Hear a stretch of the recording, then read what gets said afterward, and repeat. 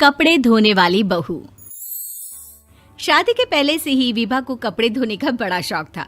कभी नल के नीचे तो कभी तालाब के पास। अरे मेरी नीली वाली लुंगी नहीं दिख रही है।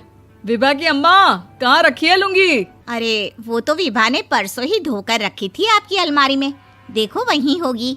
वो ना मैंने आज धो दी, मुझे लगा कि गंदी हो गई होगी। अरे कैसे गंदी हो गई थी? उसे तो मैंने पहना भी नहीं। हे भगवान, इस लड़की के कपड़े धोने की आदत से परेशान हो गया हूँ मैं। जितना तो घर में राशन नहीं आता, उससे कहीं ज्यादा डिटर्जेंट पाउडर का खर्चा है। इसकी शादी करवा दो, शादी जाए अपने घर में ही करे काम, फिर चाहे घर के कपड़े धोने हो या पूरे गांव के।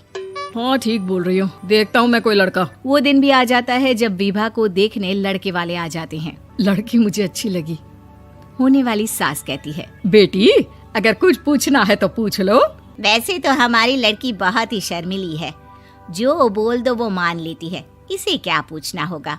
अरे कैसी बात कर रही हो माँ, मुझे इन लोगों के घर रहना है, सवाल तो कई है।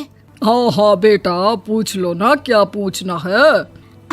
आप लोगों के घर कपड़े कौन धोता है? सास का मुंह बन जाता है। देखो, अगर तुम ये कहना चाहती हो कि तुम्हें कपड़े धोने नहीं आते तो सुन लो, कपड़े मैं ही धोती हूँ, लेकिन तुम्हारे आ जाने के बाद मैं रुमाल तक नहीं धोऊंगी। अरे चुप रहना भाग्यवान, बहू बेचारी घर आई नहीं, उसे डराना शुरू कर दिया। वो क्या है ना बिटिया, अभी तक तो ये कल्लू की माँ ही धोती थी, लेकिन अब तुम्हारे पापा तो दहेज में वॉशिंग मशीन देंगे ही। तभी विभा की माँ बोल पड़ती है, सवाल भी पूछा तो क्या। वैसे भाई साहब, मशीन की तो फिर भी कपड़े धोने की कैपेसिटी होती है। मतलब जो बिटिया दे रहे हैं ना विभा, इसे कपड़े धोने का बहुत शौक है। ये आप लोगों के क्या, आस पड़ोस गांव मोहल्ले सबके कपड़े धो दे और उफ तक ना करे। बाहर देखा नहीं आपने कितने कपड़े सूख रहे हैं? सब हमारी बिटिया ने ही तो धोए हैं। बस भी करो ना माँ, शर्म आ रही इतनी तारीफ सुनकर। और तो और एक दाग निकाल कर दिखाओ तो मान जाऊं। हाँ अच्छा, माफ करना बेटा, मैंने गलत समझा।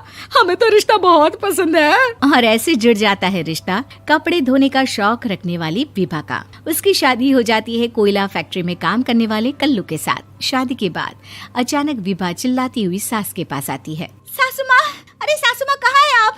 ये तो धोखा है, धोखा दिया आप लोगों ने मुझे। इसे ससुर के चक्कर के बारे में पता चल गया। अरे तो उसमें तुझे क्यों धोखा मिला है? अरे नल में पानी नहीं आता, कपड़े कैसे कब धुलेंगे? अच्छा, तू पानी नहीं आ रहा उसकी बात कर रही है। तो आपने क्या सोचा? कुछ नहीं। अच्छा, तेरी माँ ने कहा था कि कपड़े धोने का शौक है तुझे, याद आया मुझे। शौक बोलकर कपड़े धोने वाले मेरे जुनून को कम ना आके सासू माँ, कपड़ा धोना मेरा गुरूर है। तभी पति भी वहाँ आ जाता है। अभी मैंने इसे सनी देओल की फिल्म दिखाई है, उसी के डायलॉग मार रही है माँ। अच्छा सुन, साफ साफ बता रही हूँ, पानी सुबह 4 से 6 और शाम को 10 से 12 आता है, समझी? विभा टाइमिंग सुनकर हैरान हो जाती है। ये क्या भूतों का मोहल्ला है? सुबह 4 बजे उठकर कौन कपड़े धोता है? 4 बजे टंकी में पानी जाता है, फिर सारा दिन धोना ना, किसने मना किया? अरे कैसी बात कर रही हैं? 200 लीटर की टंकी में कितने कपड़े धो लूंगी मैं? सुबह ही उठ जाऊंगी मैं। अब क्या था, विभा सुबह 4 से लेकर रात के 12 बजे तक कपड़े ही धोती रहती। एक रोज सास पड़ोस से निकलकर कहीं जा रही होती है कि साथ वाली कहती है, हाँ कल्लू की माँ, जरा ये बताओ कि 2 साड़ी है, 2 ब्लाउज और एक पेटीकोट और एक नाड़े वाला लंबा कच्छा। हाँ तो? अरे तो क्या, कितना लोगी धुलाई ये बताओ। धोबन दिख रहे हैं हम क्या? हमारे पति सरकारी नौकरी से अभी रिटायर हुए हैं और बेटा सुपरवाइजर है कोयला फैक्ट्री में। धोबन समझ रखा है हमें? हाय रे कल्लू की अम्मा, माफ कर दो, वो तो मोहल्ले में यही सब बता रहे थे कि तुमने बहू को कपड़ा धुलवाने के काम में लगा दिया है। सास को पड़ोसन की बात सुनकर गुस्सा आ जाता है। वो घर पहुंचती है जहां घर के बाहर ही इतने सारे कपड़े सूख रहे होते हैं जितने कि किसी धोबन के घर पर। अरे ओ कल्लू की दुल्हन, बाहर निकल।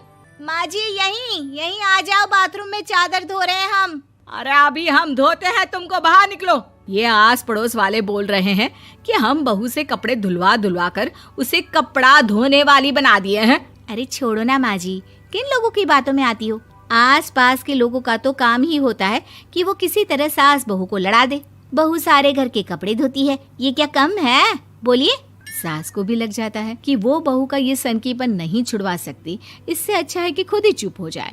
एक रोज सास और बहू मंदिर जाते हैं, जहाँ सास की साड़ी वहाँ खड़ी भीख मांगने वाली से मिलती है। माँ जी क्या बात है, आपकी साड़ी उस भिखारन से कितनी मिल रही है ना? हाँ हाँ देखो तो, दोनों की साड़ी मिल रही है। क्या बात है कल्लू की अम्मा, तुम खुद को तो अफसर की बीवी बताती हो और ऐसी सिंपल सी प्लेन साड़ी पहनकर घूमती हो। सिंपल और प्लेन नहीं है ये साड़ी। तो क्या सोने के धागे से फूल बने हैं?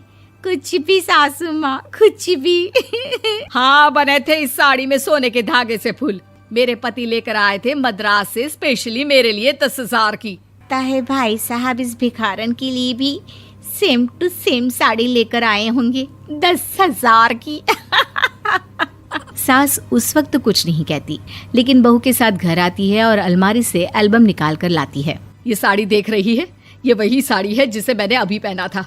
इस साड़ी में ये जो चमकदार फूल दिख रहे हैं ना, ये सोने के धागों से काढ़े गए हैं। लेकिन तू लोकल वॉशिंग मशीन ब्रश से घिस घिस कर सारे फूलों को निकाल कर साड़ी प्लेन कर दी। मुझे माफ कर दीजिए सासू माँ। और तो और, जब मैंने तुझे तेरी गलती के लिए कुछ नहीं कहा, लेकिन तूने तो सबके सामने मेरा मजाक ही बना दिया। क्यों? बहू को समझ में आ जाता है कि अब से उसका कपड़े धोना बंद।